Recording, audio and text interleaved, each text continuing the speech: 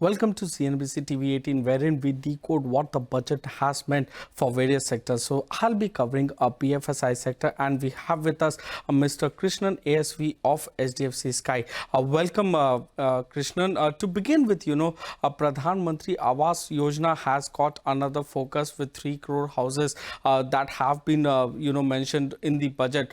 What's your take on the same? Yeah, hi Abhishek. So thanks for having me on the show. Very clearly, Awas Yojana has been, has been kind of building up towards this now, right? I mean, pre-budget, right from the February interim budget itself, I think there was some expectation building up towards housing. To that extent, both on urban and rural, I think there has been a fair amount of fillip that has come through. There's about 3,000 crores coming on the economically weaker sections, and for the low income group, there's another additional 1,000 crores that has come from the middle income group now. And so this is definitely a fillip that will help boost the demand and boost supply as well. So demand has never been a problem, but funding that demand has been, and I think this incentivizes that further. Definitely good.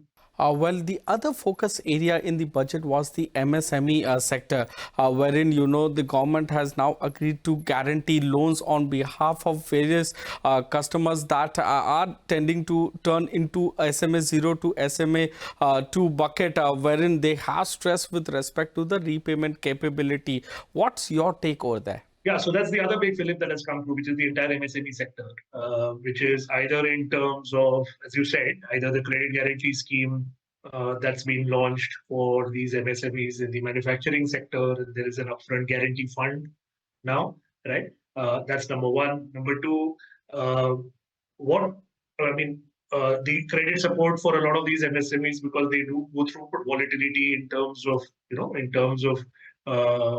stress. Because their cash flows are not always going to be predictable. So they do go through stress. And so there is some credit being made available through a government promoted fund at the time when they are undergoing stress, right? This is compared to the current situation where when MSMEs go under the SMA pool, which is a special mention account, either SMA 1 or SMA 2, credit the tap for credit begins to dry up for many of them. So a government promoted fund actually giving them some guarantee actually helps lenders as well. Organized lenders actually lend more freely. Then you had the 10 lakh limit being upgraded under the Mudra loan to 20 lakhs.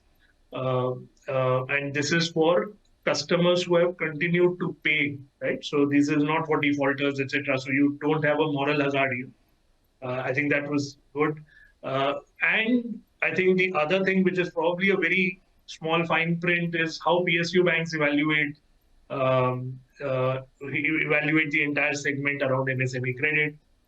There is a mandate now for PSU banks to develop in-house capabilities, reassess their models around MSME lending, and so MSMEs definitely do tend to benefit from all of this. Though that's the other big pillar that tends to benefit from this budget compared to, in say, addition to housing. Well, Krishnan, MSME pain has been in the sector or in the lending sector for like 5 to 7 years now, if I'm not wrong, correct me. And there has been no proper resolutions taking place. So will this fillip from government provide a real clear path with respect to resolution of stressed pool that is there in the MSME sector? The stress pool in the MSME sector, you're right. I mean, right from 2015-16 onwards, right from the demonetization, and then you had GST coming in. So a lot of shocks, income shocks, and I would say cash flow shocks that they have faced, right?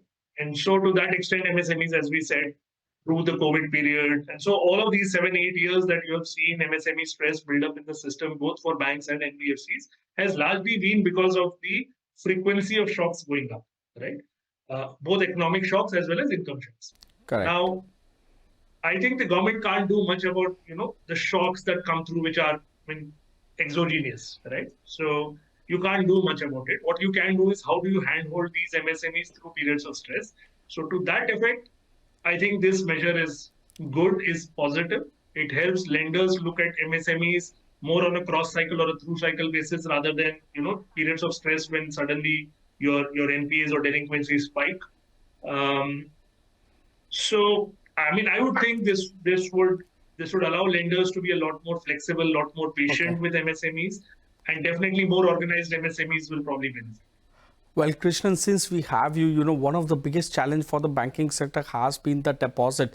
Do you think this budget has addressed the same? And how do you see the deposit challenge for the banking sector going ahead? I think big.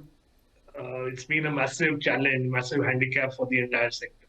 I mean, you obviously put these things up in your FinStreet as well, but we have had 2 consecutive years of more than 100% loan deposit, incremental loan deposit ratio, FY23 and FY24.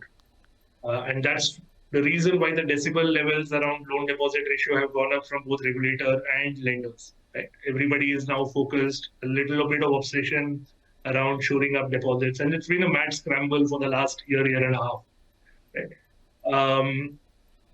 Now, the other thing that, in the recent run-up to the budget, obviously the RBI has been, I mean, the governor has been highlighting is a lot of household deposits migrating towards institutions, right? So if an Abhishek is saving money, that was a household deposit coming into the bank, right? Now, when Abhishek goes through the mutual fund route or the direct equities, that money still comes back as a deposit, but it is now in a different color, right? So the color of deposits has changed, the cost of money has changed, which essentially puts incredible pressure on the entire banking system, right? So the cost of deposits for the entire system has. Now, whether just the moves made in the budget today are enough to recapitalize household deposits, I'm not so sure. Obviously, you have seen long-term capital gains come through. You have had securities transaction tax increase by nearly 60% on both futures and options. In general, all the cash volumes also get impacted because of LTCG, right? And short-term capital gains tax as well. But whether consumer behavior will change, a lot more may need to be done. I don't think we have broken the camel's back yet, right? Whether this will essentially mean households will be more comfortable now depositing money with the banks rather than going the direct equities route. For some reason, over the past year, we have been very surprised as to how households and individuals have been able to migrate their savings and financialization of savings, etc., moves towards mutual funds and other more efficient periods of capital. I'm not sure if this will change behavior, right? That's something I want to watch out for. I don't, in my base case, I would believe I'll be very, cautious. These moves are good, but whether it changes behavior, I'm not so sure.